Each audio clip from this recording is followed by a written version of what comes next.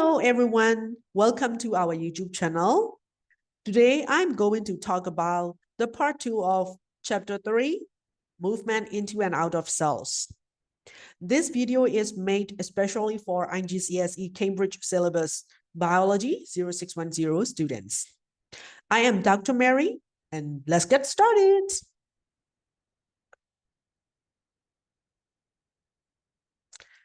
So the topic I'm going to talk about is osmosis.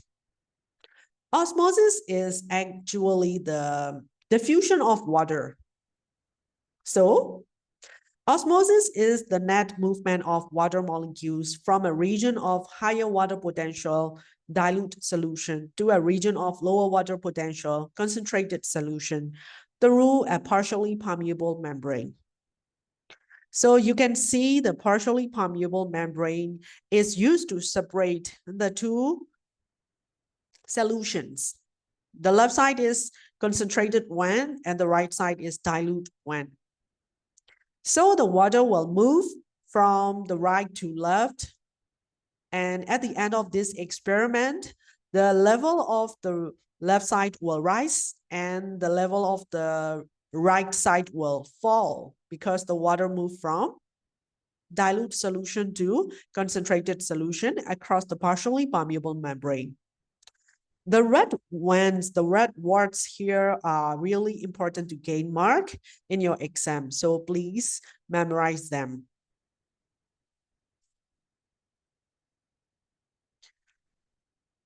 So the osmosis is quite the same, but the results are a bit different in animal cells and plant cells.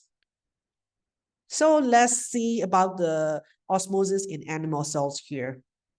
Animal cells also lose and gain water as a result of osmosis, but as animal cells do not have a supporting cell wall, the cell cannot withstand or resist the water pressure as a result of the osmosis. So for example, if we put an animal cell in distilled water, which has the higher water potential than the cell, it will gain water by osmosis. You can look at this picture. The water molecules are a lot outside the cell. There are only a few water molecules inside the cell. So the water molecules move from outside to the inside of the cell. As the water moves into the cells become bigger and bigger because the water molecules stretch the cell membrane. It is like a balloon, right? If it is stretched too much, it bursts. So the cell could burst if it gains a lot of water. That is why the animal cells cannot gain a lot of water. So let's look at another example. If an animal cell is placed in a strong sugar solution, which has the lower water potential than the cell, it will be opposite. So the cells here will lose water by osmosis and become shrunk, just like in this photo. So if you put the cells in a hypertonic solution, it means it has less water, lower water potential. The cell will lose water, like in this picture, and become shrunk. If you put the cells in hypotonic solution, it means the solution has lots of water. The cells will gain water by osmosis and become bigger and bigger and finally burst. If it is burst, all the cells are burst, there will be no cells under the microscope. If you put the cells in isotonic solution, which means the water potential inside and outside the cells are equal. So it will give the cells no change. This is the best solution for the cells. So if animals or humans lose water or blood due to some reasons, we must always replace the isotonic solution.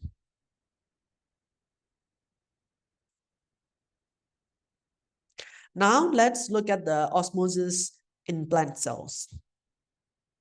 The difference between animal and plant cells is that the plant cells have cell wall, which is firm and can resist the water pressure.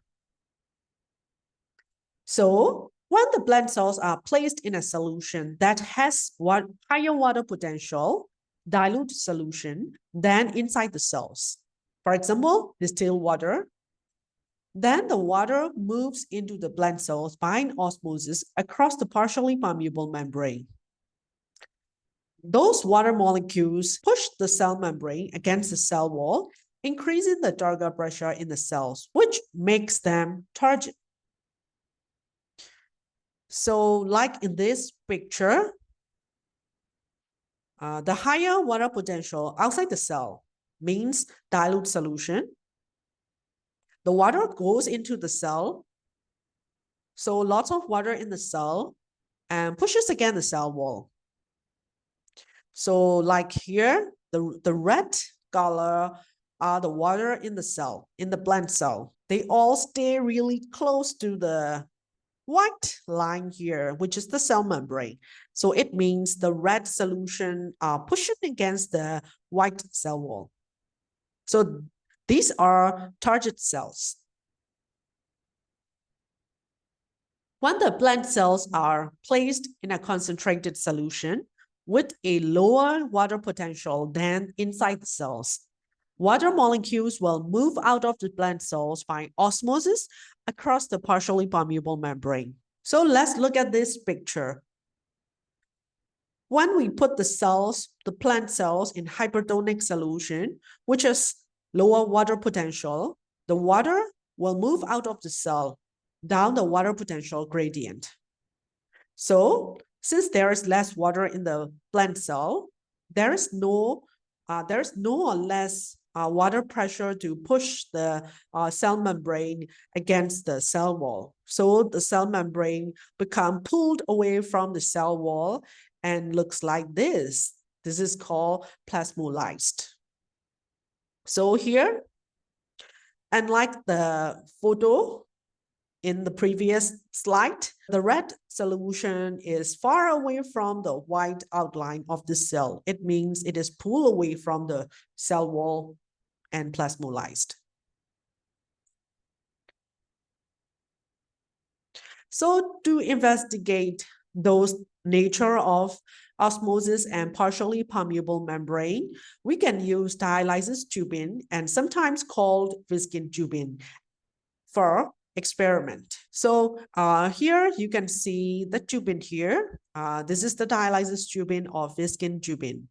We can put a different solution inside the Visking tubing and different solution outside the Visking tubing, preferably inside with the solutions of different concentrations.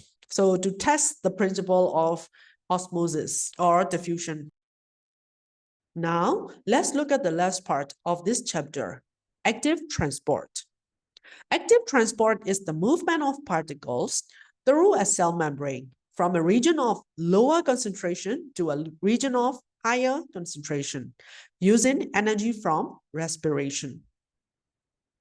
As you can see in this picture, there are molecules here, right? So if the concentration of the molecules outside the cell is lower than the inside, it has to use this active transport. Active transport is done through carrier protein molecule, which is present in the cell membrane. That is why active transport needs cell membrane. Importance of active transport. Since the active transport works in the opposite direction, unlike the natural movement, which is diffusion, that is why it needs energy from respiration. So the cells that do lots of active transport have lots of mitochondria to release energy from respiration to do this active transport efficiently. So for example, the cells in the villi of small intestine has lots of mitochondria to do this active transport to uptake the glucose. Also, the cells in the kidney tubules to uptake the glucose back into the blood. We call this reabsorption of glucose. And also, we can see the active transport in plants to uptake the ions or minerals from the soil by root hair cells. That's why the root hair cells have lots of mitochondria. So without active transport, we won't be able to take up the particles in lower concentration, even though it is really important. Here, I made a table of diffusion versus osmosis. They have two similarities. Both move from higher concentration to lower concentration. Both do not need energy from respiration. They also have two differences.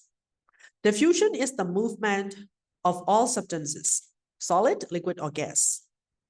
But osmosis is the movement of water only. Diffusion does not always need partially permeable membrane, while the osmosis needs partially permeable membrane.